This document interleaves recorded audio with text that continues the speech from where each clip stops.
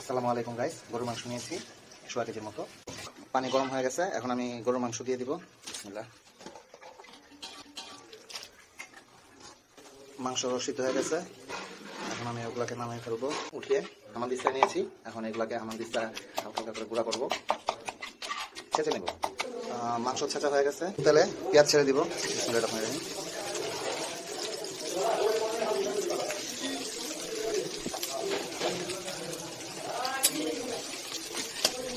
তেল গরম হয়ে গেছে, এখন আমি আদা রসুনের পেস্ট দিয়ে দিব।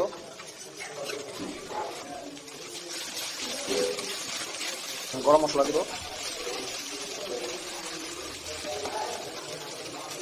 মরিচের গুঁড়ো দিয়ে দিব। খাবারটা সে আসছে, ঝাল একটু বাড়িয়ে দিচ্ছি পরিমাণ মতো, ঝাল ঝাল হয়, রুচিটা একটু ভালোই হবে। তারপরে মাংস দিয়ে দিব, মাংস দিয়ে হালকা একটু নেড়ে চেড়ে নেব। এখন মাংসে আমি আলু দিয়ে দিব, আলু ভাজি করে রাখছিলাম আগে থেকে, এগুলো দিয়ে দিব।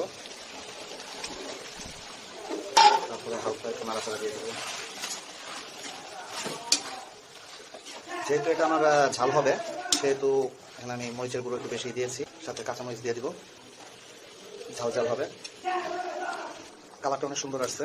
এখন হালকা নাড়াচাড়া দিয়ে আমি ধিম জ্বালা দিয়ে দিব, যে হতে থাকুক।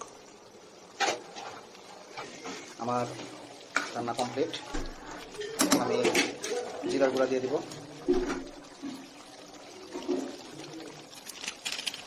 তারপর চুলাটা অফ করে দিব।